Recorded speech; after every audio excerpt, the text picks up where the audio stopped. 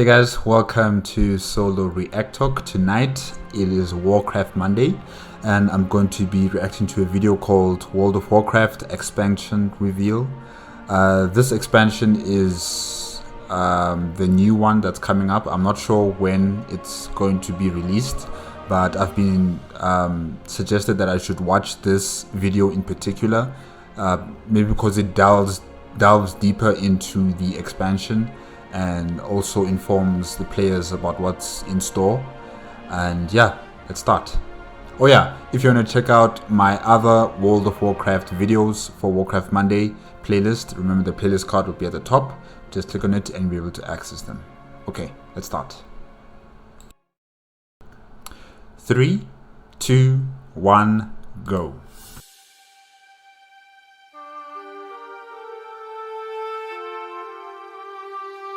Okay, I think this is a countdown to the video, right? I think I'll just stay here and watch it. If you want to skip ahead, I am sure I'll put some timestamps and then you can just skip ahead to the video. But yeah, I'm going to stay here and just listen to the music and probably the visuals. Yeah.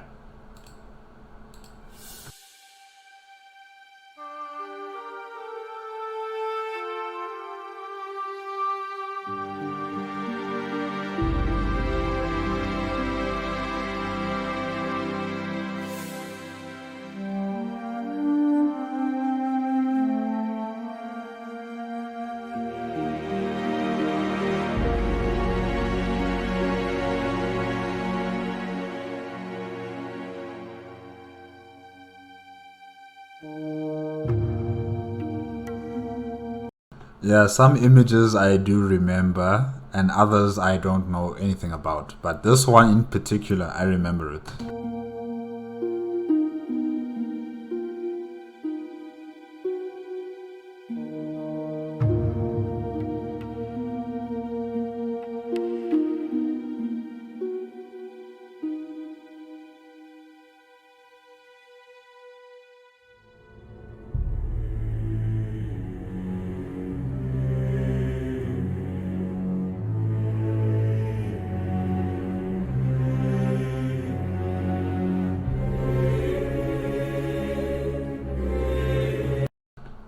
A city on top of a mushroom? I don't remember this. Wow, okay.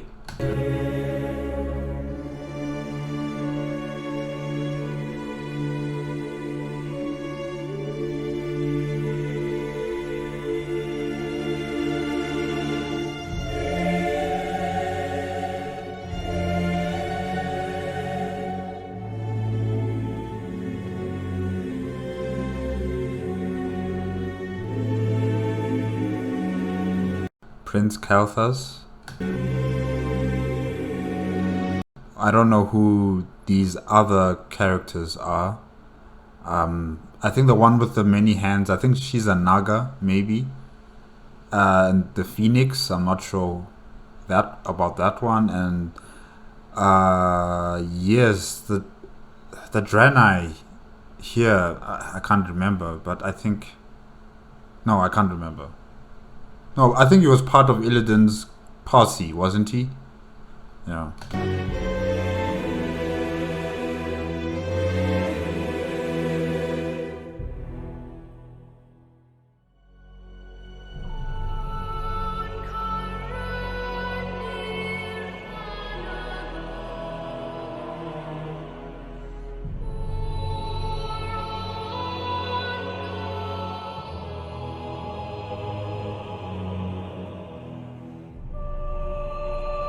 Sad times.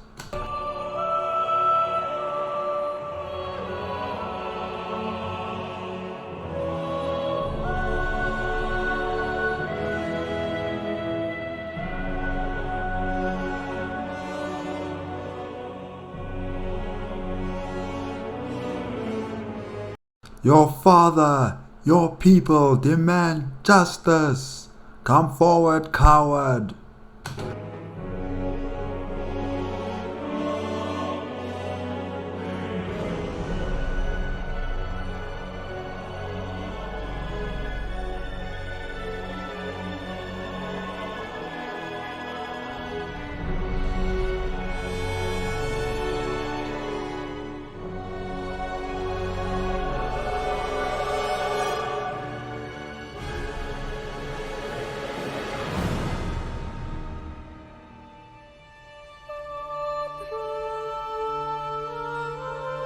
Night song.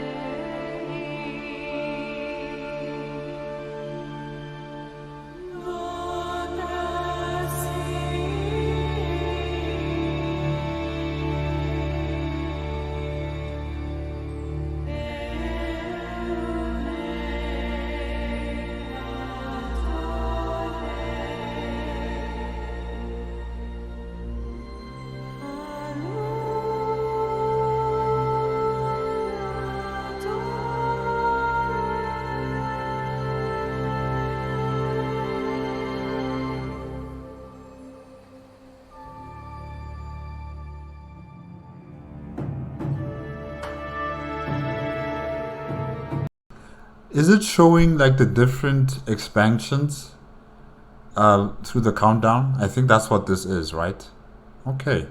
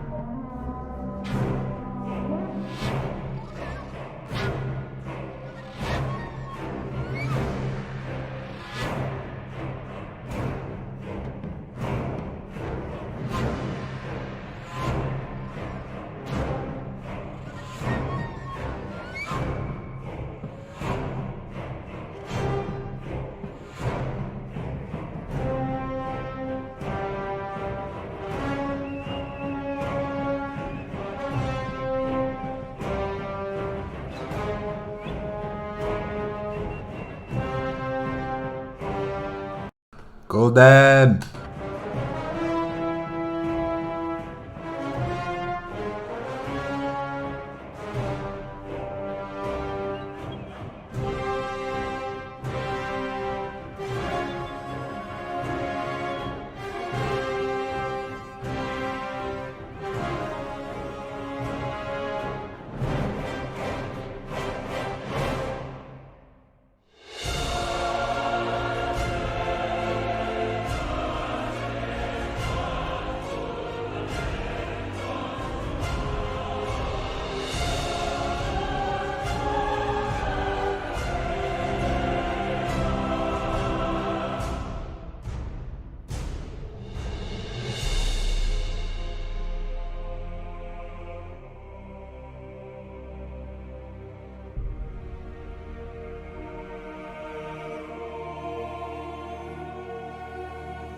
Is this Thaldraszus or is it a different city? It's beautiful.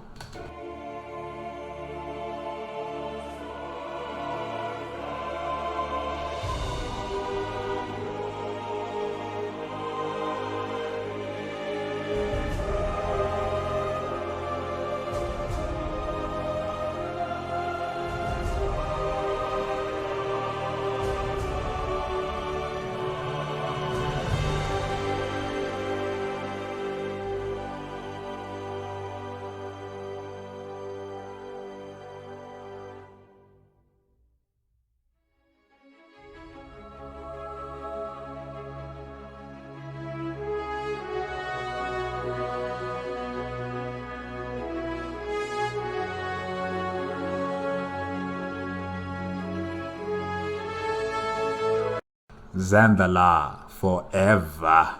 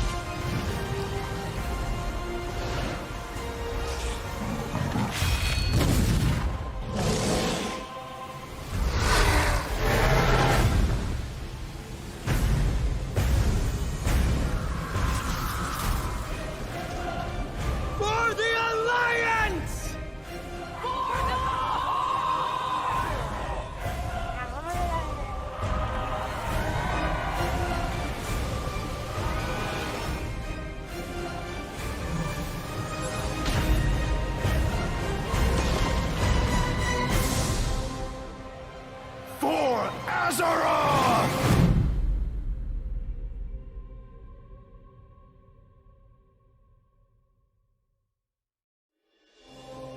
Hi everyone, I'm John Haidt, General Manager for Warcraft, and with me today are my friends Ian Hazzikostas, who is the Game Director for World of Warcraft, and Holly Longdale, who leads up the production team for WoW Classic.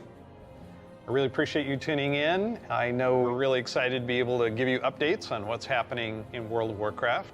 But first, I want to thank our community for all the feedback you've given us this year, and especially our Community Council. You've helped shape and influence the updates that we've done recently and what you're going to see in the upcoming year. I mean, really, for Shadowlands in particular, the story of the last 9 months or so of this expansion is all about the community, and it's shaped by what we've been hearing from them, and us realizing as a team that we just collectively needed to do a better job of making sure the community felt heard, and so that led us to the changes we made in 9.1.5. Okay, I like that. I remember during the Eternity's End announcement, right? They were discussing about a community forum that would, send suggestions to the World of Warcraft Blizzard developers, to tell them what players are expecting, if you could change this, if you could change that, if you could make this better. Yeah, I like the fact that he's discussing about this right off the bat. He's making it known that, through the community, we've been able to do this and do that. So yeah, he has thumbs up from me. But also really re-examining some of the assumptions and foundations of World of Warcraft about things like character investment and mains versus alts, or how catch-up should work, or the appropriate role of friction in our systems. And I think 9.1.5 represented a step in the direction of letting players have more freedom to play World of Warcraft the way they want to play it. And we really built our Eternity's End content update from the ground up around those principles. What are some of the things that the community said that influenced your decisions for Eternity's End?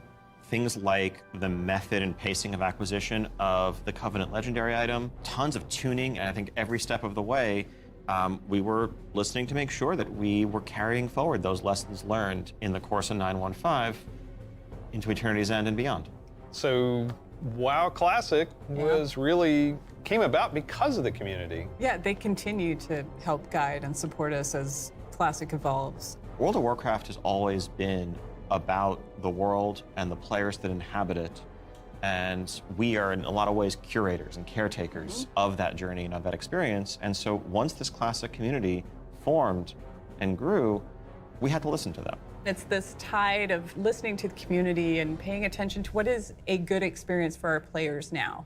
And where we really saw a sea change in this idea is with our Season of Mastery realm, which is a Season of Fresh Start Classic. And initially we were talking about it like it was going to be like a fresh start. Let's try this experiment in a season. It'll be about a year long. And then when the community found out about it, we started seeing this upswell. Yeah, the team just took that idea and ran with it and turned, what started out as a small community project into this Soul of Iron system that became a centerpiece of Season of Mastery and a whole new opt-in hardcore mode that we've seen communities built around. Lots of, thrilling victory and painful defeat. 5 hours. I made it 5 hours. Yeah. And it continues, like Burning Crusade Classic. We wanted to balance the Paladin seals between Horde and Alliance, so we made an addition there. We wouldn't have gotten there without the community's input. So, influence the community, you've got another update and pretty significant controversial change for this. Yeah, cross-faction play coming in 9.2.5. Which is on a public test realm now as a big centerpiece. Cross-faction. Yep. You're breaking with a 7. Okay, so with cross-faction play, I think someone already told me about this. Well, before it was like a rumor, but now that we're hearing it from the managers here, it seems like it really is coming into fruition. And I'm assuming that, Horde players and Alliance players will be able to work together and, probably work in PvE and PvP and also raids maybe, And also in terms of the storyline, after Shadowlands, I don't think there's going to be any more animosity between the Horde and the Alliance. So I like this idea. 15-year tradition. Yeah, it's something. It was not an easily made decision by any means, and I think this is another one of those areas where really we try to take to heart community feedback and requests and ask ourselves as a team whether there's a way to accommodate such an earnestly held desire and still feel like we're being true to the roots of the game. I think players desire to play with their friends who might prefer a different faction or to. Yeah, the Pandaria, Mist of Pandaria cinematic was really the true embodiment of working together, Alliance and Horde, against a very powerful foe.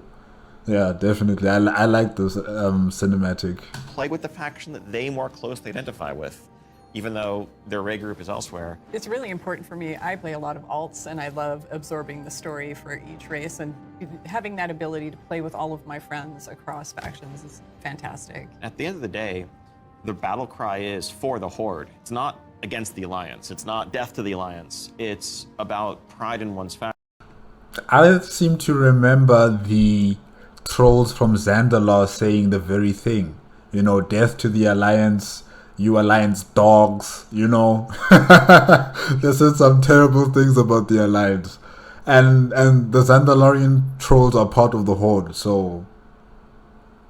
And I think there's a way to preserve that and even strengthen that while giving players the ability to make the same choice we've seen the greatest heroes make time and time again. I can't wait to do this. I'm seeing a lot of my friends that I never knew had a max level character in the other faction suddenly come out of the woodwork. And then, with these cross-faction groups, many of them are going to be diving into something new that we're doing to kind of cap off Shadowlands, a Season 4. kind of a remix, a bit of a greatest hits, revisiting all of our raid zones across the expansion, bringing in some familiar older favorites into the Mythic Plus rotation. And we recognize this is kind of a closing chapter, a little bit of a send-off to Shadowlands. As everyone gets ready for what happens next and what will come next, want to give a fun new challenge for everyone to sink their teeth into. Really cool stuff for Modern WoW players. I'm super excited about the gear upgrades that you're going to give me and the chance to go back and play some of those awesome raids. There's a lot to explore. Very exciting. For our next adventure in World of Warcraft, we're going to go back to Azeroth. We're going to a space with high fantasy. I mean, our fans of Azeroth for a long time. This has been kind of the foundation of much of the lore of WoW. So without further ado, let's watch the cinematic.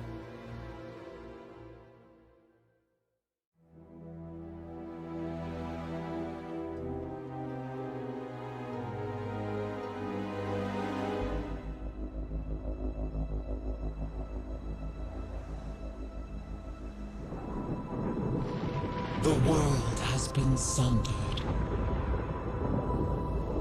It cries out in pain. We must go to its aid. We entrust our ancestral home to you, the Watchers.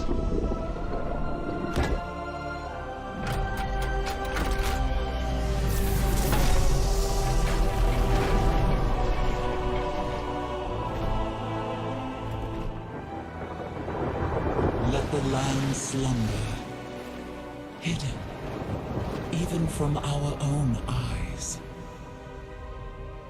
You will feel our return in the waking of the land.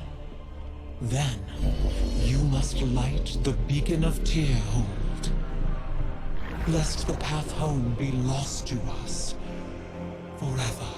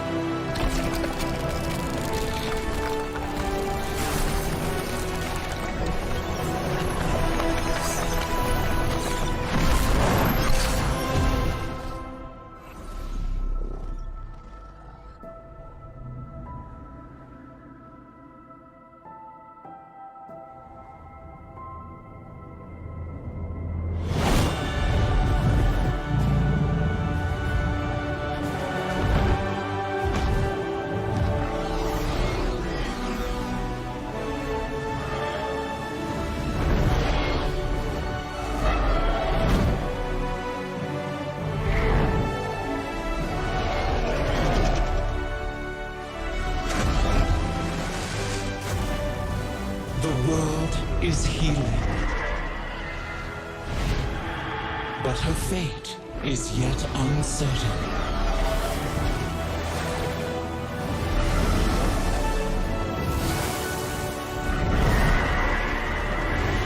Together, we shall be Azeroth's protectors once again.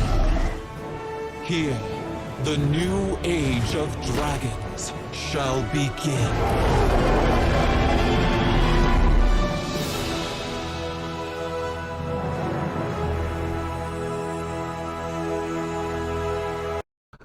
Okay. World of Warcraft. Here, let's write it here. World of Warcraft, DragonFlight. Yes, was that the red dragon? Was it Alexstrasza? No, Alex something. Her name starts with Alex, okay, and then something else towards the end. I'm sorry. But yeah, I think that's her. Yes, 10,000 years ago. 10,000 years ago, during the sundering of Azeroth, the dragons left their home and they left the Watchers. I'm not sure who the Watchers are exactly, to protect their home. They look like giants, these golem stone kind of creatures. I'm not sure what they are exactly. I think they're like constructs. I don't know if the dragons made them or was it someone else who made them. But yeah, they're amazing. But just imagine sleeping or hibernating for 10,000 years and you don't wake up, you know? Because I could see some of them, they were already degrading, they were falling apart. There was one in the throne room, or the throne chair at the top of the Tearhold beacon, who was already collapsing, like his head was decapitated, parts of his body were, you know, all over the place. So yeah, I mean, I wouldn't want to fall asleep then. I would rather just stay awake and keep awake until the dragons come back. Because really, wow, imagine that. And just this one Watcher survived all this time. And you could actually see the effect of time on him. You know, like 10,000 years ago, he looked clean, he looked okay. And then 10,000 years later, he's already falling apart in some places, you know. There's some mold growing on him.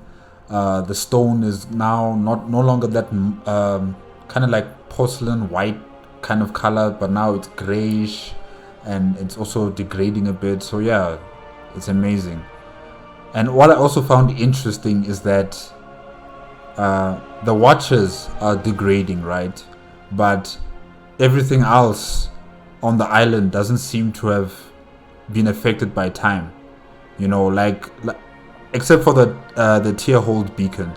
That was already starting to collapse in some places. I could see lava coming in and everything starting to change.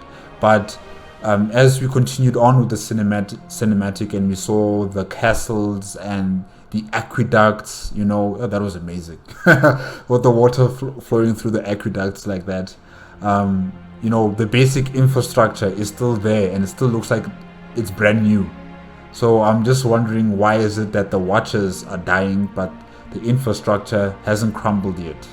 But anyways, yeah, and it kind of gave me a feeling of what was that movie called again with the dragons? How to Train a Dragon. So many dragons congregating on this island, I think. Yeah, I think it's like an island, or maybe it's a new continent. I don't know, but yeah. You know, they're all coming there with all the different colors, except the black aspect. I didn't see any black dragons there. I saw the other colors, but not black. Maybe because there's so few of them left or something. Okay. Ooh, that was nice. Let's continue.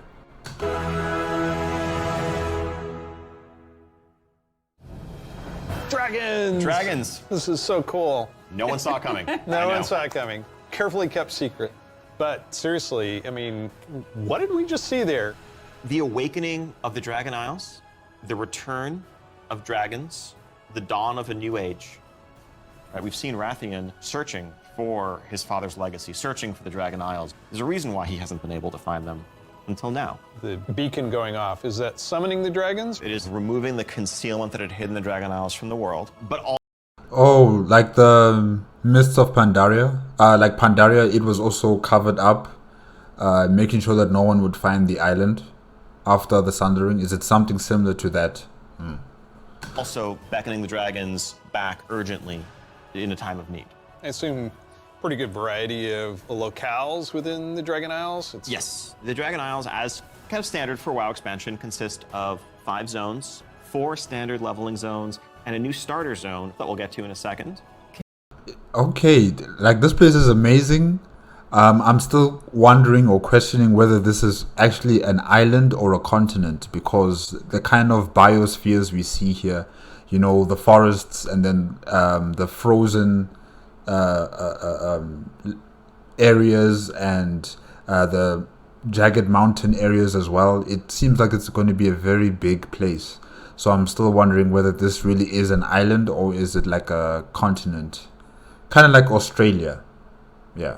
Can you talk a little bit about how the team found ways to thread the dragon aspects throughout the environments? The Dragon Isles are a place that is lush and primal, bursting with elemental energy. As Azeroth herself reawakens, those primal forces are expressed throughout the environment, whether it's magma activity, volcanic activity, whether it's the icy wastes of the Azure span, and each... Okay, I'm sorry. He said that Azeroth is healing, right? But how can it be healing when Sargeras's blade is still stuck in the planet? I mean, you can't heal when there's a knife in your chest, you know. It will just fester and it will become like an infection. So did they pull out the sword or is it still in there? Yeah. Each one of those has a connection to a DragonFlight that we've seen before. And it's going to be an amazing place for players to arrive at and explore. All right, you know I'm going to ask. Yes, okay, so... Can I be a dragon? Let's start getting into some features here and what DragonFlight means for you as well as just a place. So first off, yes, we have an all-new playable race. Yes, as in yes, you can become a dragon. The Dracthyr race. Yeah. This is a draconic race, but dragons in Warcraft have the ability to take on a humanoid form. What classes? Okay. Dracthyr, right? Dracthyr race. Not what I expected. You know, I thought you transform into like those big dragons, you know, like Alex. Yeah, her. You know how big she is? I thought like that, you transform into that kind of dragon, not a humanoid dragonling kind of creature. But it still looks okay. It looks nice. Yeah. Okay. What can they be? They have unique abilities as literally a dragon. That doesn't quite fit any of our existing classes. And so what we're doing is this is not just a new race, but it's also a new class. You know, adding a new race to World of Warcraft, and not just an allied race, is something that we don't do lightly. But telling this expansion, this story, so focused around dragons, felt like the perfect time for it. So if you are a Dracthyr, you will be the Evoker class. Dracthyr can only be Evokers, Evokers can only be Dracthyr. And the reason why only a Dracthyr could be an Evoker is that an Evoker is really combining the ability... Evoker or Invoker? To call upon the magic of the different aspects with the unique physical gifts that a Dracthyr has. The ability to actually take flight and do an Onyxia-style strafing deep breath over the battlefield, land on the... Holy. What was that? Other side, knock everyone back with a wing buffet, and then unleash your magical abilities. Yes, please. The Evoker has 2 specializations. They're a hybrid of either ranged DPS or healer. And they wear male armor. We figured, you know, with the new hero classes we've added over the years, we have enough melee, we don't need more of those. And also probably don't need any more leather wearers. The raid. Yeah, I can see them being a ranged attack kind of character to play as. But I was also just, you know, wondering about the claws, you know. Wouldn't that be like a close combat, melee kind of fighting? you know. But yeah, it's good. It's good. So far, it's really good. I'm also kind of thinking maybe it might be too overpowered. I mean, did you see that? As that what was it called again? Dracthyr started flying and then started shooting out either ice or fire out of its mouth like that. Wow. Okay, that's amazing. Leaders are going to love you for that. Exactly. This is definitely a hero class. And so that means that, like the Death Knights before them or Demon Hunters, they will be starting level 58, and then they're going to have a new starter zone. So they're going to have a slightly different journey into the Dragon Isles as opposed to the rest of us that are sailing there from other parts of Azeroth. Okay, so the Dracthyr race have always been on the Dragon Isles. They haven't left for the 10,000 years that have passed by. Okay. So it's just going to be like Mist of Pandaria again, The Pandarians have been on Pandaria for so long, and then the Alliance and the Horde come by, and then they're shocked, they're surprised to find that there's people on this island, So it's going to be something similar to that. It's just that the Horde and the Alliance are not going to be fighting against each other. Okay. So that means probably someone called them to the island, and that must have been the dragon aspects themselves. Okay. I'm brainstorming here, guys. I don't know what's gonna happen. Yeah. Don't take my word too seriously. Can you talk a little bit about the customizations? Like what is going to be able to identify my Dracthyr character? Basically anything and everything. Skin color, hair color, jewelry, tattoos, other adornments. You can make this character the expression of your identity in Azeroth. New zone, new class, Yep. new race. Well, tell us about some of the system updates or features. So, of course, the new expansion brings with it, new systems, new features. I think in recent expansions, one of the things we've tended to do is really have these deep features that were closely tied to a specific expansion that would then get left behind as we moved on. Mm-hmm. And we've heard loud and clear from players that, it's kind of a bummer to start off every new expansion by leaving a large part of your character behind, by leaving a large part of your progression behind. So this time around, what we're doing is really pouring all of our energy into permanent revamps, overhauls, and improvements to World of Warcraft's core systems. Things like our progression systems, in this case, our talent system is something that we want to completely revamp. We want to take a look at our UI. We want to take a look at professions.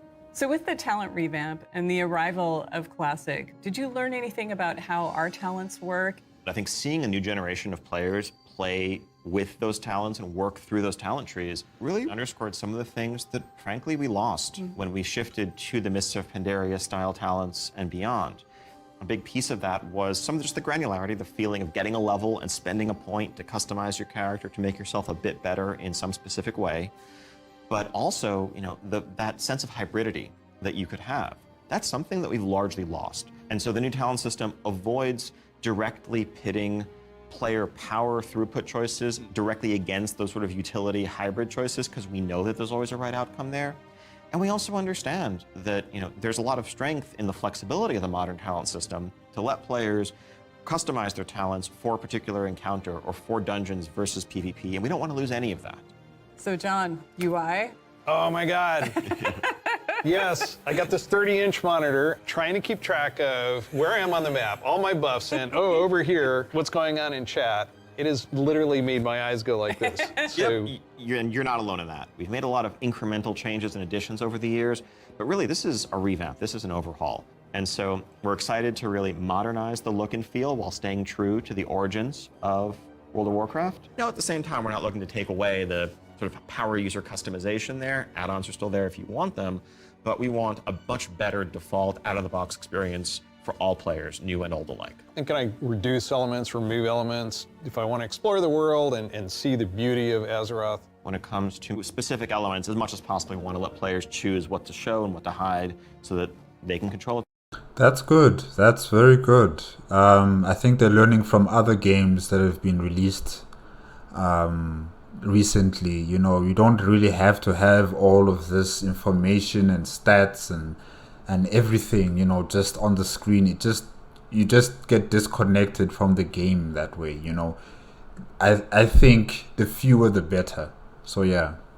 Themselves. You mentioned professions. I have a critical question about this. Go on. Can I wear a chef's hat? Yeah, I knew it. Our approach to professions in DragonFlight is really all about delivering on fantasy and identity as a crafter. And so if you want to be a serious blacksmith, if you want to be a great leather worker, we want to deliver the ability to invest time and energy into that, become a master crafter, be able to make items that are in demand, interact with the community. One of the big pieces that we want to do to support that is a new work order system to have a bit more convenience than just spamming trade chat all day. But if you are someone, you're not yourself a blacksmith, but you have a bunch of mats and you want them forged into a great sword, you can put that work order up, list your mats, offer a commission, and a skilled blacksmith can come along and make you the weapon of your dreams. Guys, this is a job. Imagine you are proficient in whatever work that someone else requires assistance from. You know, like if you're an engineer and there's someone that wants your engineering expertise to make them bombs or armor or anything like that, you know, they would call you up, be like, hey, I have the resources. Can you please make this item for me?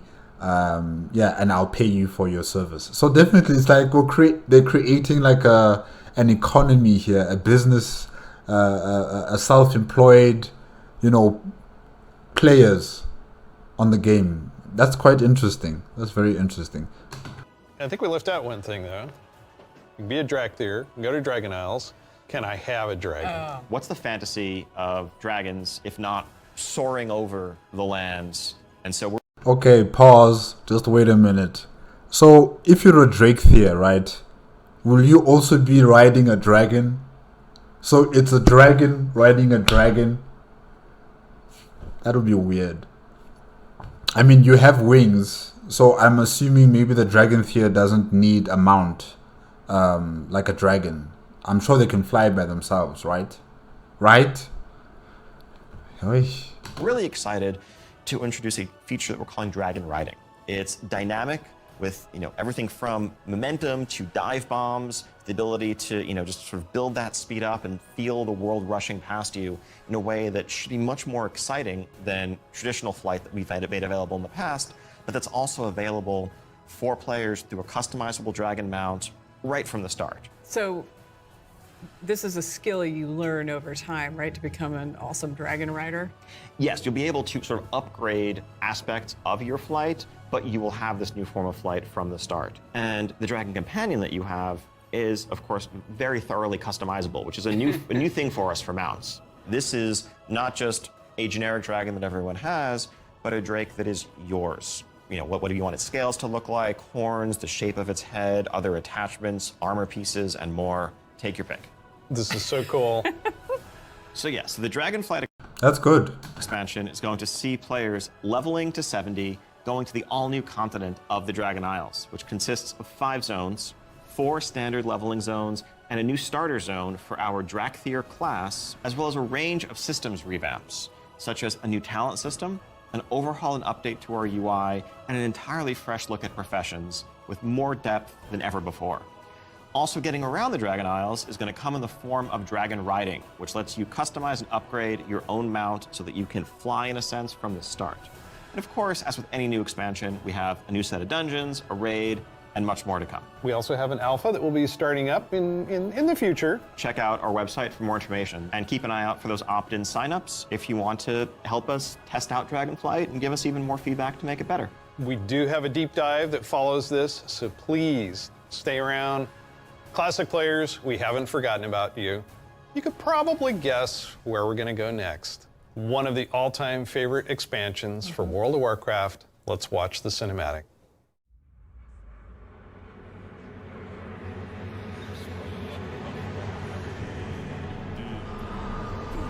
We had forgotten. Did you think we had forgotten? Nothing more. I can sit right.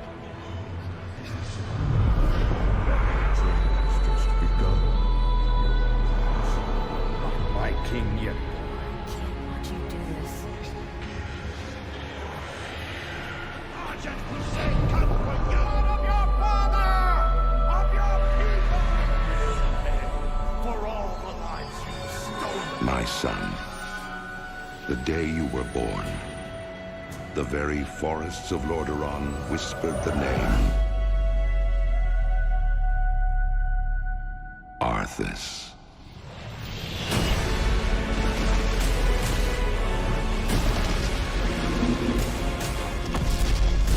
When my days have come to an end, you shall be king.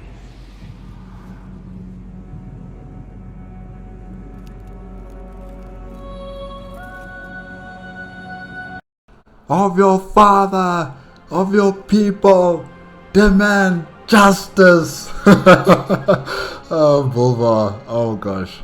Yeah, guys. Yeah, no, that was a nice cinematic. I can see like they, refreshed that original cinematic for the Wrath of the Lich King, mixed it up with some of the character voices from the Battle of Wrathgate.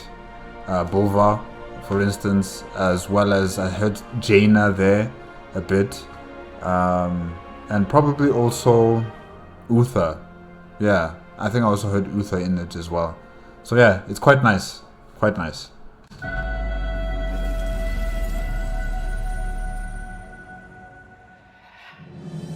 It's just incredible, isn't it? Every time I see the cinematic, I get chills. No pun intended, I get chills. As you saw, Wrath of the Lich King Classic is coming this year. It brings back so many memories. When you see that cinematic, what do you remember from Wrath of the Lich King? Anytime you want to talk about undead frozen dragons, how can you not go back to Sindragosa as the source? That was the first expansion I played with my youngest son. So I can remember on that platform, black goo and chunks of ice falling off and having to repeat that battle with the Lich King. But when we finally downed him, it was such an incredible moment. He jumped up out of his room and I jumped up out of my office. We're like, yeah, did it. So it's a very lasting tale for me. So as you know, with this expansion, you will, in pre-patch, be able to play the Death Knight. They will start at level 55. You don't have to have a high-level character to make a Death Knight, so everyone will be able to make one. We're excited to give players some time before Wrath officially launches to get geared up and ready to jump into Northrend with everybody else. And there are so many zones and areas to explore in Northrend, and I want us to talk about some of our favorites. So for me, Grizzly Hills has a very special place in my heart. The music was some of the best I've experienced in World of Warcraft. I still make my way all the way up to Storm Peaks to try and find the time-lost Protodrake and have yet to get it. I've got to say Dragonflight. The wide open nature of the zone, Wormrest Temple in the center of it, it's an unforgettable expansion as both a developer and a player and kind of making that transition from one to the other. Now let's talk about some changes. So one thing we looked at is Dungeon Finder, and it feels like how we envision Classic, Dungeon Finder is not a good fit for our community. That was kind of the first step that may have eroded some of that social fabric. Now, as people have gone through the experience of going back to vanilla, rebuilding those groups, relying on each other, not wanting necessarily a random participant just to show up and then leave. Yep. Yeah, that makes total sense.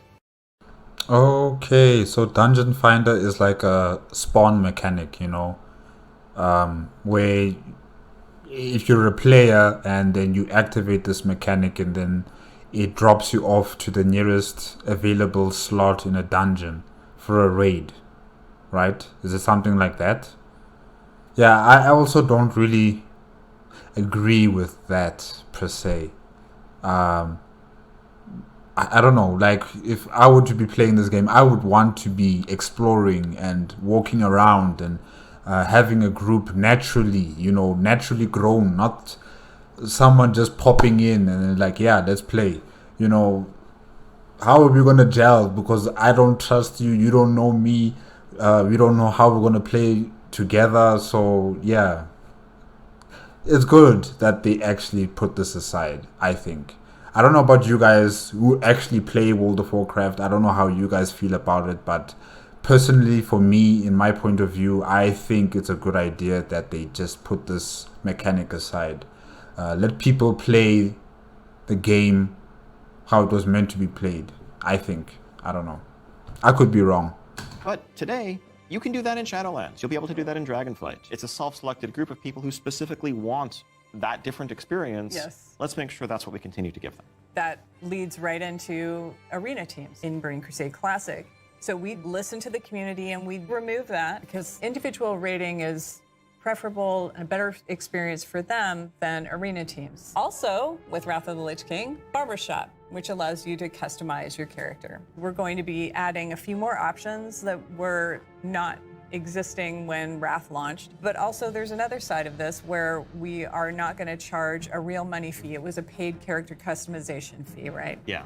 It seems the right thing to do that just be available in game for gold and we add more options to it, right? It's sort of like spell batching in a sense. There's a lot of technical advancements, and it's not about the philosophy of what makes classic classic and what brings people together. It's just what's the better experience, and let's not artificially restrict something that we can provide a better version of just for the sake of nostalgia. And we're happy to say this is one of those cases. So Wrath, the level cap's being increased to level 80, so we'll be introducing a level 70 boost so that players who want to get in with their friends or just explore Northrend right away will be able to do that. You can't apply it to a Death Knight, but you will be able to use it otherwise.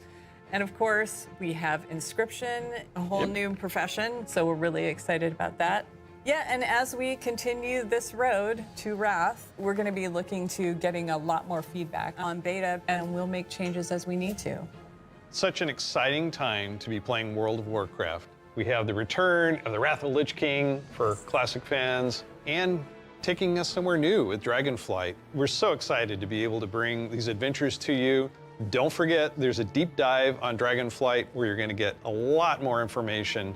Thank you so much for spending this time with us, and we'll see you in Azeroth. And we'll see you in Northrend. And in the Dragon Isles.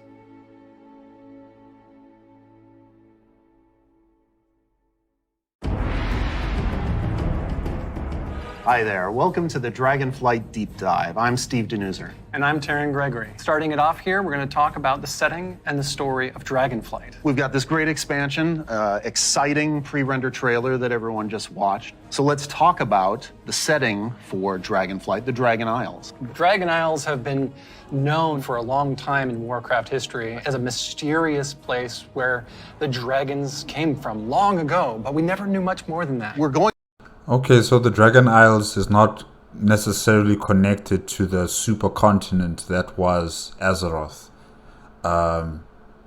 It was like a far-flung island. It wasn't connected to the main continent. Okay.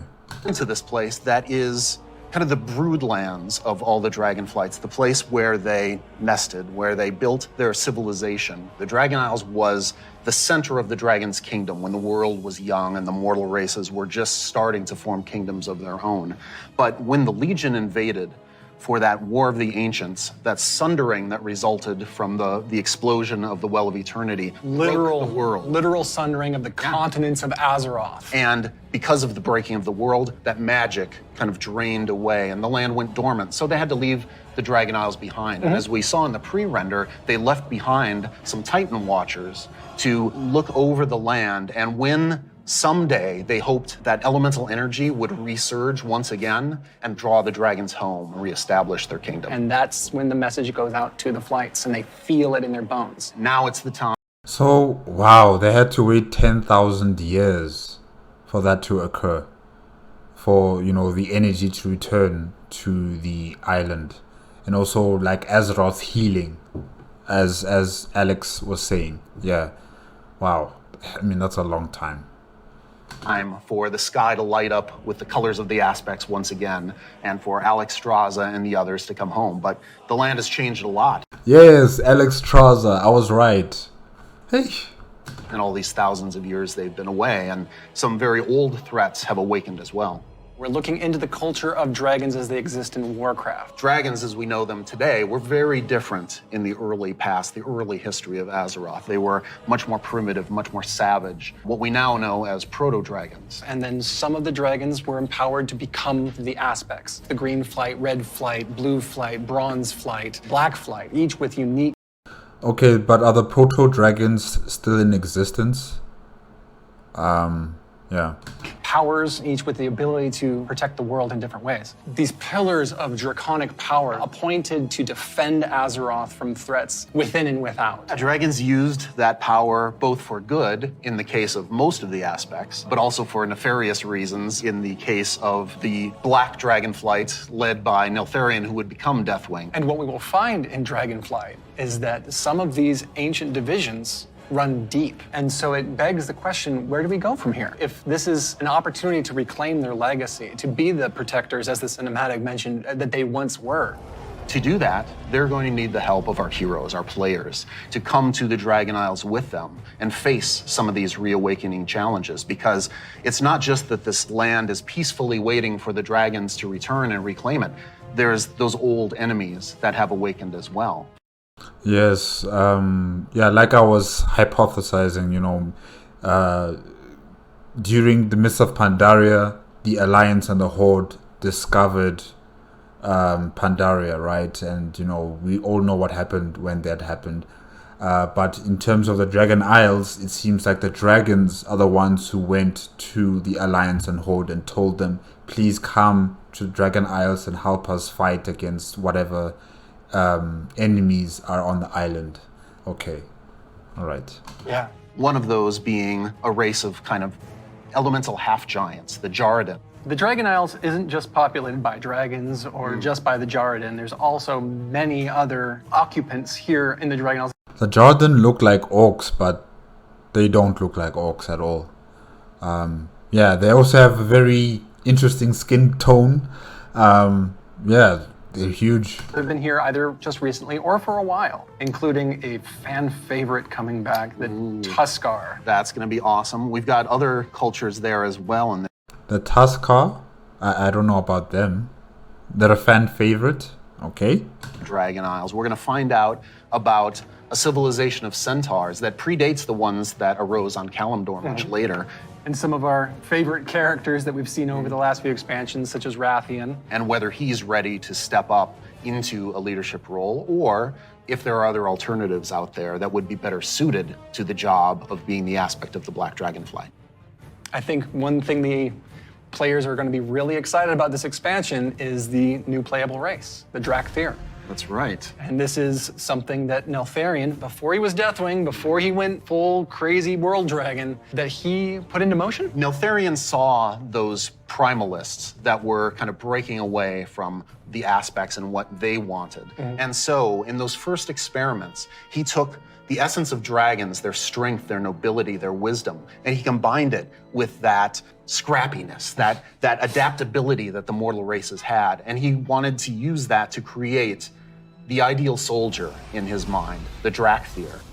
Exploration is really one of the key themes of this expansion. We're going to be going to this ancient place that the dragons left behind long ago. So we've made these huge zones with all kinds of places to delve into and find little treasures and little secrets tucked away. It's going to be a lot of fun for players to be exploring these landscapes. And there's so much architectural history and how clearly aspirational was the kingdom of the dragons and how it lost so much. And the themes of trying to return to that, to try to find your legacy, to try to figure out who you were before everything went awry. But there's questions, thematic questions of what does it mean to be true to your legacy? Are we going to repeat the mistakes of the past? The dragons have had to learn those lessons just like the mortal kingdoms have had to. And I think that's one of the reasons why the dragons see this now as the time that they have to return and they have to step up once again as protectors of Azeroth. We're helping the dragons because the dragons have helped us in the past too. So by using the Explorers League and the Reliquary together, that allows us to delve into some of that history. And when I look upon the Dragon Isles and all of its visual splendor, I get so excited for the prospect of a truly Azerothian adventure alongside Calicos, along with Rathian, Ebonhorn, with Ysera's daughter Marithra, as each one of them is trying to find their own flights. I am taken by the exploration and the potential for adventure and just new horizons within this world. There's going to be old stories from that time past, that history that only the dragons knew for the longest time. We're going to be able to explore that. It really feels like just a breath of fresh air. So now we're going to turn things over to some of our colleagues.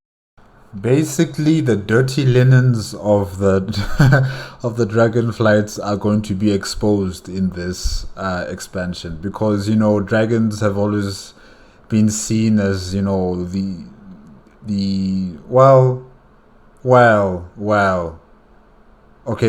black dragon aspect himself, Deathwing, kind of put the name of the Dragonflights in muddied waters. But I think with this expansion, we're going to be delving deeper into the political intrigues of the dragon aspects and, the Dragonflights of the Dragon Isles. So yeah, we're going to be seeing that, these guys are not all goody two-shoes, Yeah, there's going to be some competition here, especially with these Jardins. Yeah, they have something to say. I know they must be having some sort of truth that we don't know about, in terms of the dragons. Something that will be world shaking, I think. I don't know. Colleagues who will take you on that deep dive into the locations and the features of DragonFlight. Hello, I'm Stephanie. I'm Josh. I'm Jackie. And I'm Gary. And we're part of the teams that are building the first two zones that you'll encounter in the Dragon Isles, the Waking Shore and the Ohn'Ahran Plains. The very first zone in Dragonflight you're going to come to is the Waking Shores. It's wild, untamed land. It's waking up around you too, and the elements are just going crazy. The art team again has hit it out of the park. You'll see like a lava mountain flowing in through the beach, giant proto-dragons swooping down, gobbling up members of your expedition. We have such rife opportunities. So the proto-dragons still exist. Okay. To show elementals rising up because of the crazy magic that's flying around. The one of the things I love is just how you get to the Dragon Isles, right? So you're going to get on your boat in Stormwind or Orgrimmar, and the first thing you do is sail between like the dragon ruin architectures. The boats come right alongside each other. You can jump from one boat to the other and just start causing havoc on the other faction's boat. For those who love PvP, this is a great opportunity for war mode. What? Oh my gosh, that's going to be chaotic. You'll never even reach the island. You'll be fighting each other on the boats. Oh, this is crazy. It's free for all out there. It's going to be great. But it's okay. There's an innkeeper on the beach, so that if you're in that situation and you don't want to be in war mode anymore, you can just hop out right there. The Reliquary and the Explorers League are working together. The Horde and Alliance are sending an expedition together. It's not the military, it's not the soldiers. This is the scientists, the settlers, exploring this new land. So it's a lot more optimal. The scientists and the settlers still have weapons. So it's the military. Mystic tone. One of my favorite things about the Waking Shores is the Red Dragonflight, led by Queen Alexstrasza, the Lifebinder. They have the mandate of nurturing and protecting all life, which means Horde and Alliance, Gorloks, trolls, everybody. So they take that duty seriously. When the Horde and the Alliance come to the Waking Shores, they want to be there to help guide the people through the new land and welcome them. But they're not the only one in the Waking Shores. We have the ancestral home of the Black Dragonflight there too, which has fallen on tough times since Deathwing's descent. And so Rathian's coming over to the Isles with us, and he's going to try and come to terms with the state of the Dragonflight, which is a few loyal Draconids and Dragon Spawn trying to hold their ground. What can the future of the Dragonflight be if it's just Rathian? Because it's not just the dragons that are coming back to the Dragon Isles, but also their longtime rival, the Jarden. I love the Jardins so much. They're half giants that wield the power of magma, and when the Waking Shores and the Dragon Isles went to slumber, they also slumbered. They're back now, and they are ready to raise chaos. Yeah, they're massive. They're riding giant lava mammoths, parading around, just stomping on your face. And they were the enemies of the Dragonflight for so long. They fought against the Red Dragonflight, hunted dragons down, and they're really taking this opportunity to rise up. As the Red Dragonflight have the mandate of nurturing life, they don't want to just stomp out the Jarden completely, but they want to make sure that they don't have the power to affect those around them negatively, to make sure they don't go on a rampage and destroy the ecosystem that has been created here. And so those are awesome things in the Waking Shore, but Steph, there really is only one right answer for the best thing in Waking Shores, right? What? This is true. Ducks. We finally have those webbed feet hooligans in our game. We cracked the technology. They We've got can them figure in. it out. They can fly. You should be proud. Thank you. It's going to be awesome. The Ohn'Ahran Plains come right after the Waking Shores. It's so breathtaking at first glance. The Ohn'Ahran plains are big, wide open plains. And the player is going to be constricted a little bit, and then you see this big contrast of a zone. We don't always get that opportunity, that cinematic moment where the player can have a framed view when they see this area. Come out and you got that postcard shot. Okay, I'm not sure what he meant by saying, you know, the player is going to be a bit constricted, you know, because they just said it's a wide open plain. So why would they constrict you? Yeah, I'm not sure about that. Maybe I'm not following correctly what he's saying, but okay. I love the plains. And then see this giant fire proto-dragon breathing fire and a herd of centaur like harpoon Man, these proto-dragons are quite a nuisance, aren't they? down the proto-dragon, crash into the ground. And the first thing you get to do is go help them kill the proto-dragon. Like, how cool is that? Who is Ohn'Ahran? Ohn'Ahran is the wild god of the wind. And she's appeared before as like this big spirit eagle. She's the one who guided the centaur to the Dragon Isles many, many years ago. She blessed them, took their caravan across, and then showed them the plains. Our fun at the beginning of this expansion was exploring the culture of the centaur. The centaur are these mighty, awesome hunters that back when they first came to the Dragon Isles, they fought the green dragons all day long. Eventually they realized that we're strong, you're strong, maybe we should stop decimating each other's people. We'll make peace, we'll make an agreement. You guys hang out in the groves and the centaur will hang out in the plains. But now the dragons have been gone for 10,000 years. And the centaur have come so far since then. And they've been here and they've been existing and developing their culture. They all came over as one clan led by the mighty Maruk and Tira, and they founded a new life here. It's been 10,000 years, but they're still using the same tents and kind of like settlements. There's no cities, no infrastructure of that kind of sort after 10,000 years. Or maybe they're just trying to be one with nature, something like that. Okay. So if you want to get across, you have to follow their rules and their traditions. You have to earn their trust. You are the first outsiders to come in generations upon generations. The centaur might rule the open plains, but the green dragons make their home in the groves. And those groves are absolutely gorgeous. And how great a job it is that we have where I can take all of this beautiful artwork and build these beautiful fantasy groves, high fantasy. We want to do lots of things with an open plain and we want to be creative with that. But we're restraining ourselves by letting the zone sing, letting the horizon tell the story. We certainly couldn't have done that in the vanilla WoW. No, definitely not. The zones are so big and you can see so far, especially in Ohn'Ahran Plains. So we talked to the engineers and we actually increased that distance. It spurs you on to want to adventure and look through the zone and explore everything. The interesting thing for me is we have all these conflicts with the dragonflights. There's missing dragons, there's battles, there's so much crazy stuff happening, but that's not really all we're doing. There's so much extra fun activities for people to do. And the greatest thing is that you need to figure out exactly what's going on and help solve all the problems that are just sprouting up everywhere. We're just really excited to tell a story that's grounded in Azeroth and exploration. There's so much more to talk about. But now we're going to have some folks talking about the next two zones that players are going to experience in the Dragon Isles.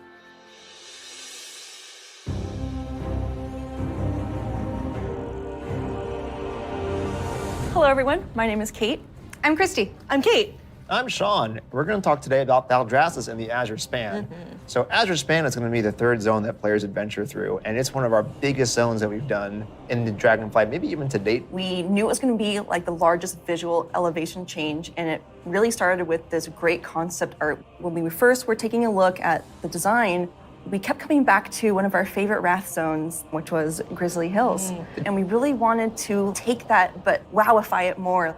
And I don't know if Man, people like Grizzly Hills from Northrend. you've ever been up to the Bay Area. But in the morning, that coastal fog comes in and dips down into the redwoods and that sun shines through. That's really what we wanted to encapsulate with this forest. And not only we have redwoods, but we've got all different types of trees. Eventually, it'll break open into this wide open tundra that's just golden and red, and you'll reach up to another level of elevation where you get to see the snow. The majority of the zone is covered in snow and ice. We have giant frozen waterfalls, ice rivers as far as the eye can see. And Sean, I know in the forest, we can expect our first creatures. We have a small group that lives there called the Gnolls.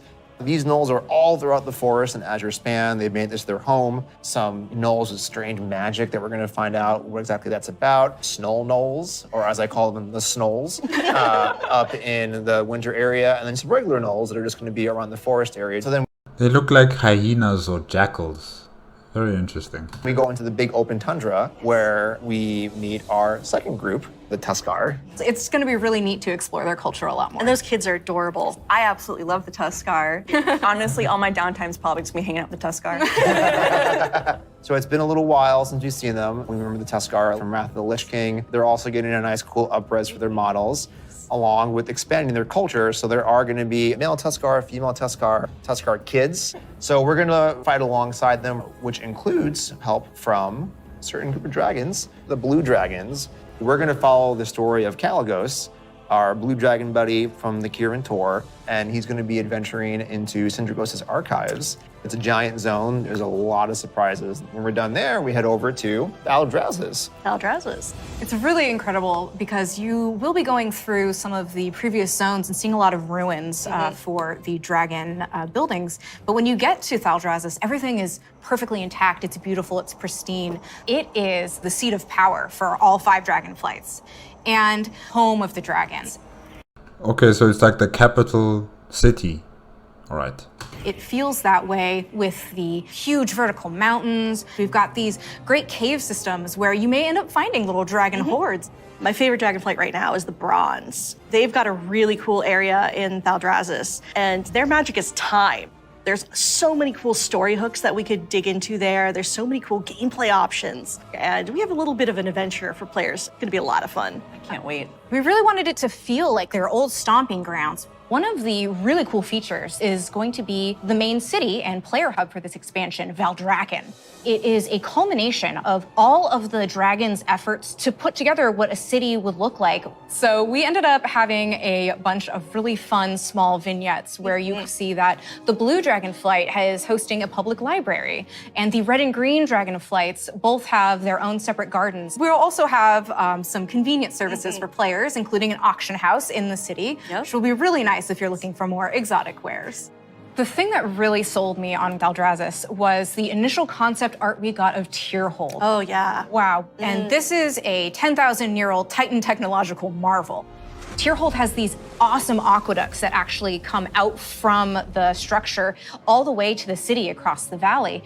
And in the cinematic, there's just this amazing shot where you see Alexstrasza swoop under one of them, and there's splashes of water cresting across her wings. So when players are flying around themselves, they get to have their Alexstrasza moment. What an incredible place, and filled with so much history. Tyrhold was built by Tyr. He was a Titan Keeper back in the day who helped the Aspects fight Galakrond. And when they settled on the Dragon Isles, he built this facility. And even though Tyr's gone, the dragons have held him in reverence. But that was him on the throne, right? Okay. was 10,000 years ago, and they've let the Titans maintain the place. An incredible amount of history has happened since then. Flights have been nearly wiped out. There have been invasions, betrayals, aspects have died, and these are the kind of things that leave marks on a society. So now they're all back here, and they're all here together.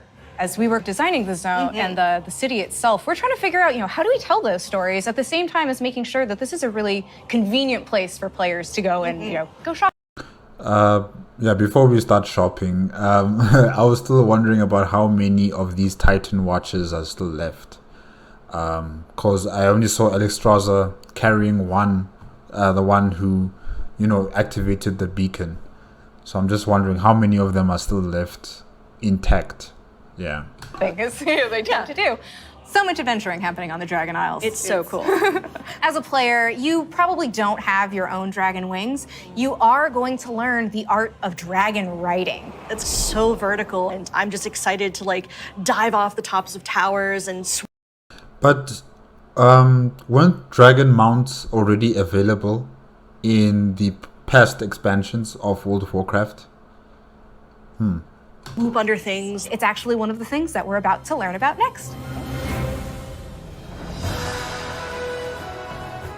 Hi, I'm Jake. I'm Andy. I'm Kali. And I'm Graham. And I'm really excited to talk to you guys today about the Dracthyr Evoker, our new race and class coming in DragonFlight. We're here to talk about not only the Evoker, but also Dragonriding, which is our exciting expression into the exploration of the Dragon Isles. We knew with a dragon-themed expansion, we wanted to let you play a dragon. Not a big dragon, Alexstrasza size. That'd be tough to fit into raids. I'm sorry, Jake. Okay. I know.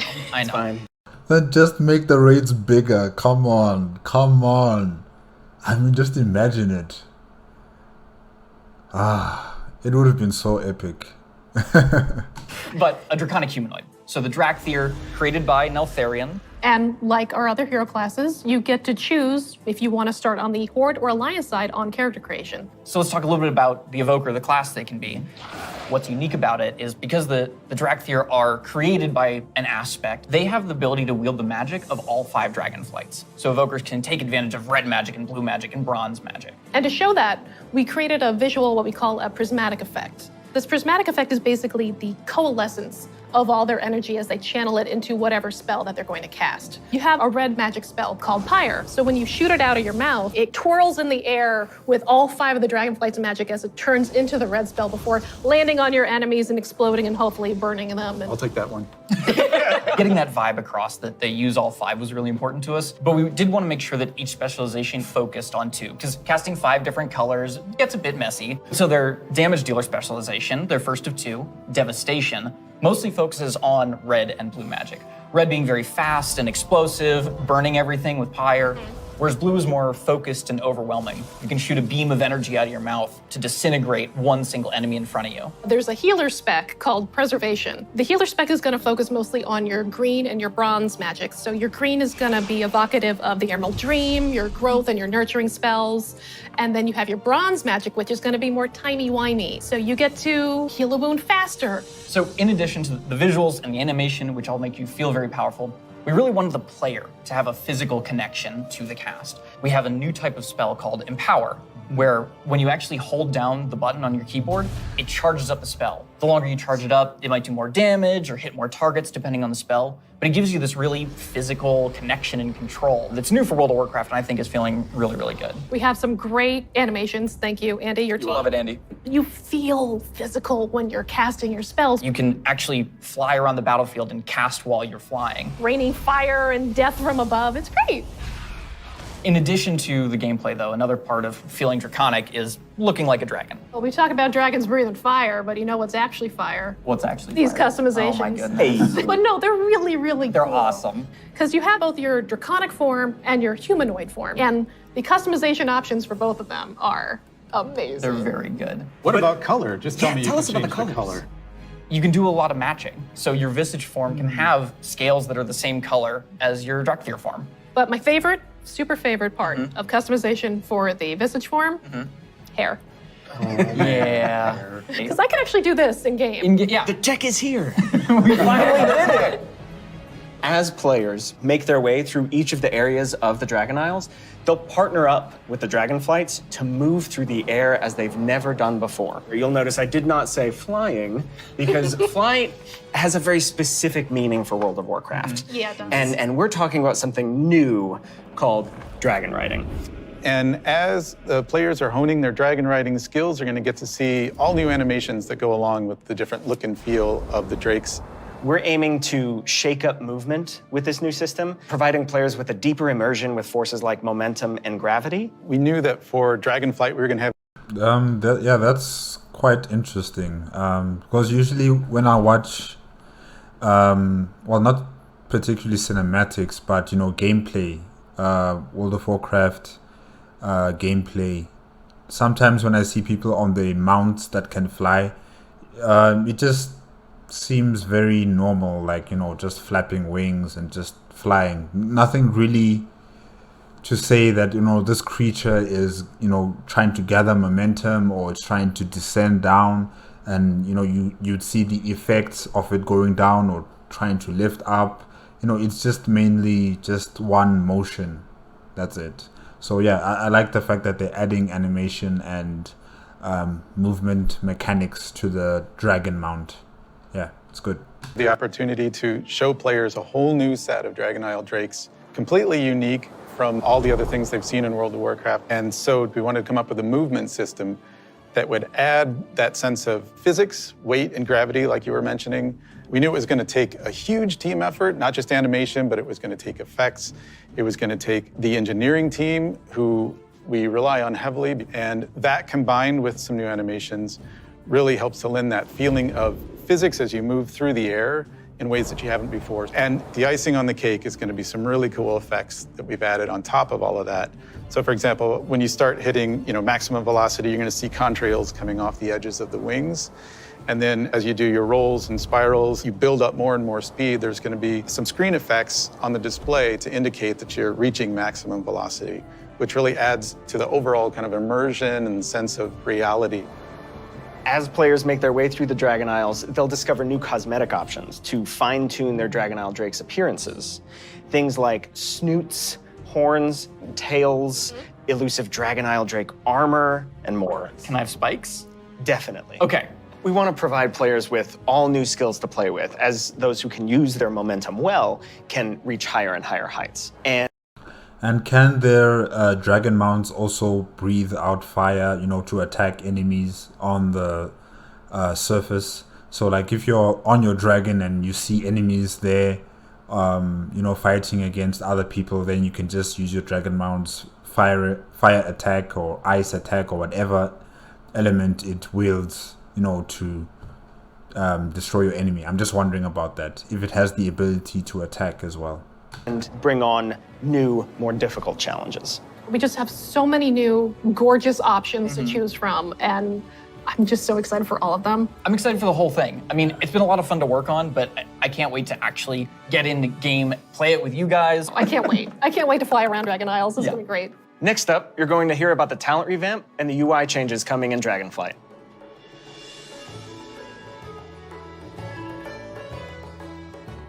Hello, my name is Brian. I'm Crash. I'm Jay. And I'm Laura.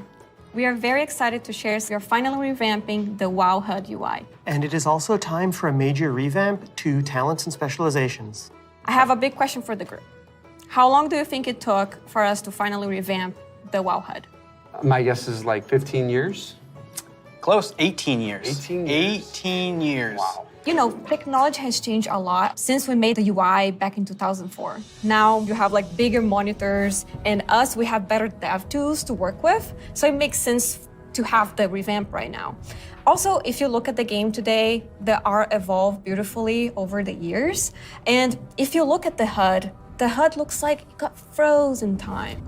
So when we approached this, we wanted to create a layout experience that players could customize, move things around, adjust it to fit their needs. Add-ons today, they do a lot for player customization. The downside is that not everybody uses them. It's about time that everybody has the opportunity to use them, that they become a part of the base UI. Yeah, and we are working very closely with our user research team to make sure we are hitting the goals that our player needs. It allowed us to add new functionality, to improve accessibility in a lot of areas, and on top of that, we are going to be improving the art. Yeah, so the art update, it's a big part of this project. The UI that we have today has a lot of charm and personality, and players have been using that for 18 years. So with that in mind, we want to respect the players who really like the current UI, but do a more than take to it, removing the clutter and giving more visibility for your gameplay. So the new minimap, it looks bigger, and the health bar is also much bigger. If you look at the action bars and the bottom menus, they have less head frames, and it can really open up your gameplay, so you don't have a lot of your UI in front of you. And of course, we want to find iconic pieces from the current HUD, but we want to bring it back in a nice way. I think this is good. I think this is very nice. I don't know about you guys who play the game, if you are okay with this, but I think it's a good move by them. So we for sure updating the Griffins. They look so nice now. And the Horde, don't worry, we got you. We're gonna have your version as well. So let's talk about the edit mode. We are putting a mode in that will let players move various HUD elements around on the screen. So I'm able to move the mini-map, say, from the right corner all the way over to the left corner. Or if I want to bring my action bars from the bottom and kind of put them more in the center by my character, those are all things that I'll be able to do? Absolutely. And each of those different components will have various sets of options that you'll be able to work with. They'll be able to save it, edit it, copy it, name it. Also, it'll remember which spec you're in. So if you're someone who jumps around a lot, as you switch, it will switch to whatever HUD layout. Wait, I'm sorry. It seems like there's some sort of smoke in the room. I don't know whether that's intentional. I think someone needs to check on something electrical. Maybe it's burning. I don't know. But why do they have smoke in the room? But sorry, I'm distracted. That you have for that spec. This is an ongoing project. We're gonna keep working on it. So we really want. You see? Do you see it? The smoke? Or is it dust? Eh? Okay. I want to hear back from you. A project that we're all excited about that we've been collaborating a lot on is something that's pretty UI intensive, and that's the talent system. It hadn't changed in a long time, like you said before, and we really started with how can we have players have more choice over what their character has? As you level up, we give you a new spell or a new ability, something that kind of makes you stronger, but it's determined by the designers. We decide the order. Yeah, we started looking for a system that would give players a much wider set of options. And after looking at all those things, what we really returned back to was the idea of trees. But it's actually two trees. We have a class tree that offer different class utility, and then we have a spec tree that is focused on performing your role, whether that's damage, tank, or healing. Can I just jump in and say that I personally am super excited about having trees come back. There's a big nostalgia hit for me. As we said, we have these two trees because we feel like picking a specialization is a really important part of your World of Warcraft character now. And so we want to make sure that when you choose that, it kind of affects the tree in some way. Yeah, as soon as you open your talent tree, you'll see something new. The class side will have some abilities filled out for free, just kind of starting you off in that spec you've chosen, but then you'll have your first point to spend in the class tree, which could be something related to that spec or role, or it could be something from elsewhere in the class. There's a lot of things that we can do here, and part of that is encouraging players to perhaps make combinations that they've never really been able to see in the game before. This is an opportunity to put a lot more art and fantasy in the actual talent UI itself. You have seen that a lot through most recent expansions, but not the base UI. We want you to be able to tinker with it. You know, we want you to be able to make a lot of changes at a lot of times and not necessarily have to commit. The power really is coming back to the player. It's not something we want people to feel locked into. And so one of the things that we'll be preserving is the ability to change these talents at the same kind of frequency that you do now. Yeah, the old school players, when you see trees this time, just think, yeah, I'll go from my raid night to my arena match and figure out what I think is the best for both of those. And that's a process we want to make really fluid. So we're building a save load feature that lets you create your build, name it, save it, and then load it up very quickly and freely. Talents were really about the breadth of options. We've made all these different cool things over the years, but when are they at their coolest? It's when players can hold the building blocks of what can make up their class, their spec, and put them together in a way that works for them. So these are really cool features that we've been working long and hard on, and we're very excited about them. And it's just an early preview of the things we've been doing. We can't wait to see the reaction that you have to them, and please reach out to us and let us know your thoughts on them. And next up, we're going to talk about professions in DragonFlight.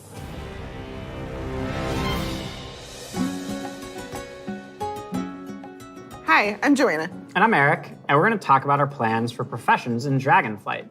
Professions have been a staple of World of Warcraft forever, and they've seen lots of really cool incremental updates over their life. But for DragonFlight, we want to do something a bit different. We really want to rethink professions and figure out how to make them part of your identity as a player, if that's what you want. We really want to make sure that professions feel fun and relevant across all levels of gameplay. That brings us to our first update, something that we're calling crafting orders.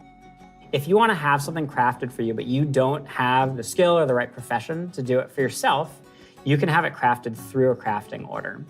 You can basically browse any of the recipes that can be crafted, Pick the one you want for yourself, and then you include some or all of the reagents needed for the recipe, including ones that only you can get your hands on. You can find someone in person to do it right in front of you for you, or you can also go to an NPC and using an auction house-like interface. Yeah, I like that. I like the fact that you can walk up to another player and ask them to do it for you, since you don't have the skill in the profession to do it. And probably you also pay them, yeah, because I can see their commission, duration, posting fee, total price. Yeah, that's good. That's very good.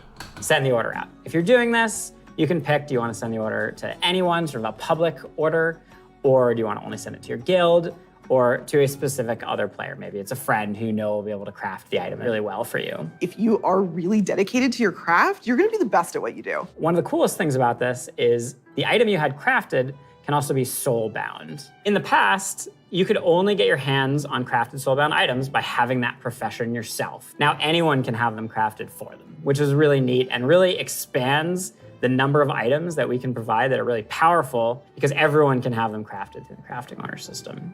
This is also really cool because it means as a crafter, you can start building your client base. People are going to come back to you to get certain items. Maybe you're the best at making it, or you always throw in a little something extra. You're also going to be leveling up your profession. It's going to be really great. So the first time you go to craft, you're going to notice a lot of different things, but probably the biggest is the introduction of quality, both to your crafted items and your gathered reagents. Quality works in a pretty simple way. If you craft something that's a higher quality, it's just going to be better.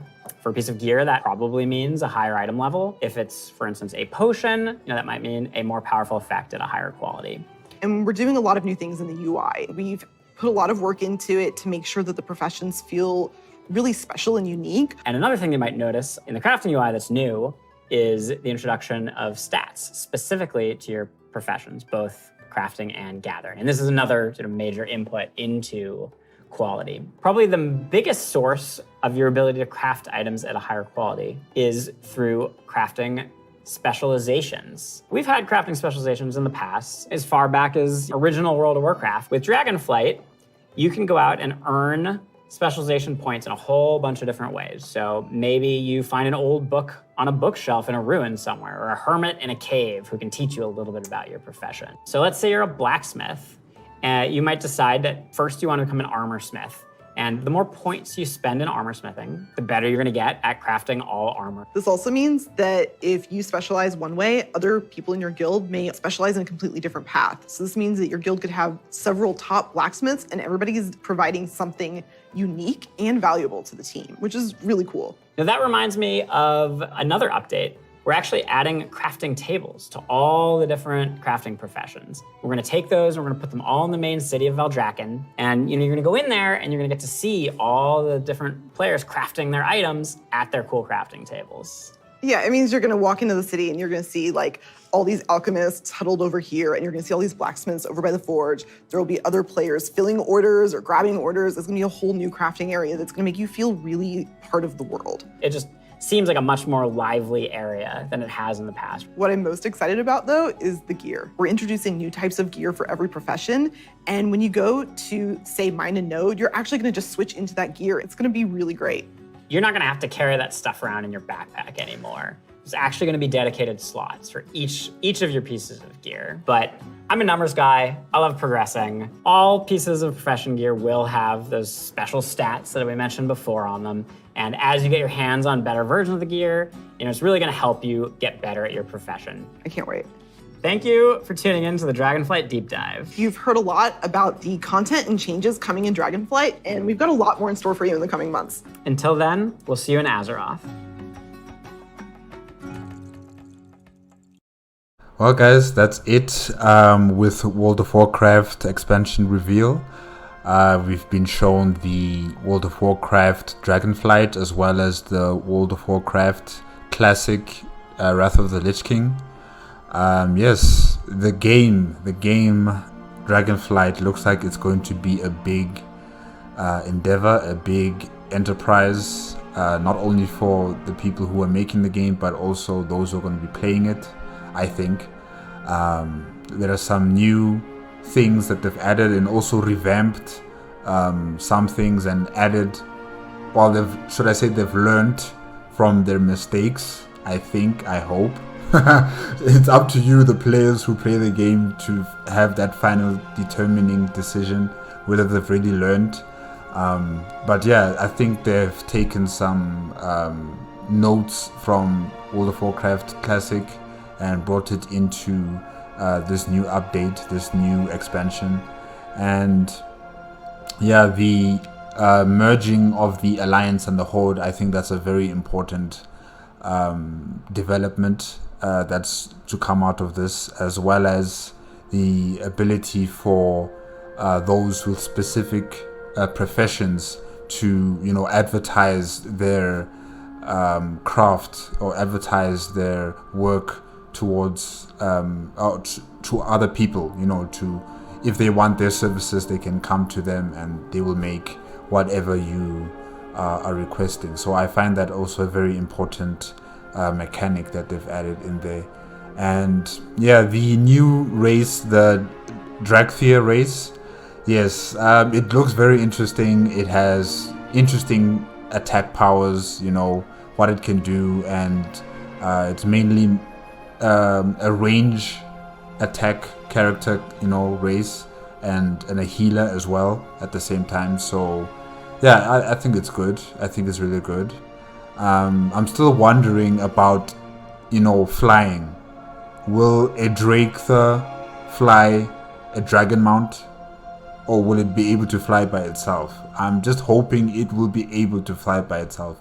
I mean, they already took away that thing that I wanted, you know, where you would become a dragon, a huge dragon, not this humanoid dragon, a huge dragon. So I was hoping for that, but it didn't come out. So yeah, hopefully if you are one of the Dracthyr races character, you'll be able to fly by yourself. You won't need a mount. But yeah, the graphics, the environment of the Dragon Isles looks very nice.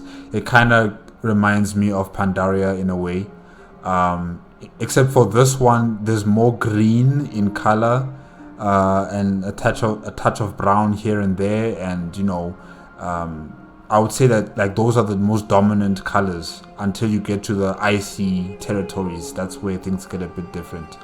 But yeah, it's quite similar to what we saw with Pandaria. Maybe because, you know, both of these lands have been preserved and they haven't been changed really by the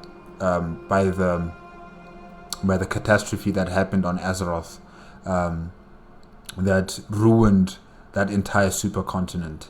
So maybe that's why the Dragon Isles and as well as Pandaria look very magical compared to Kalimdor and the Eastern Kingdoms and you know, other islands that are around. So yeah, it's going to be good. I think it's going to be good. I hopefully for you guys who play the game, you will enjoy it. I already saw some videos.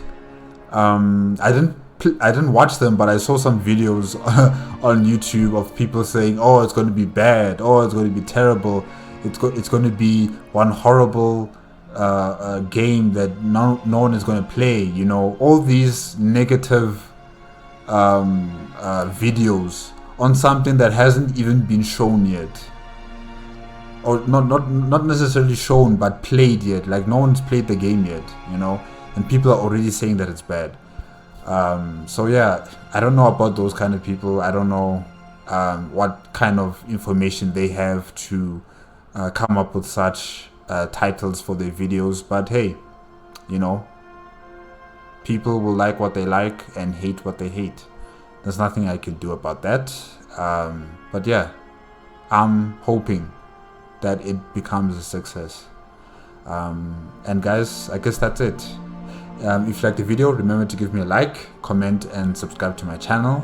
Click on the notification bell if you want to be up to date with my latest videos, and I will see you next week Monday. Okay? Bye-bye.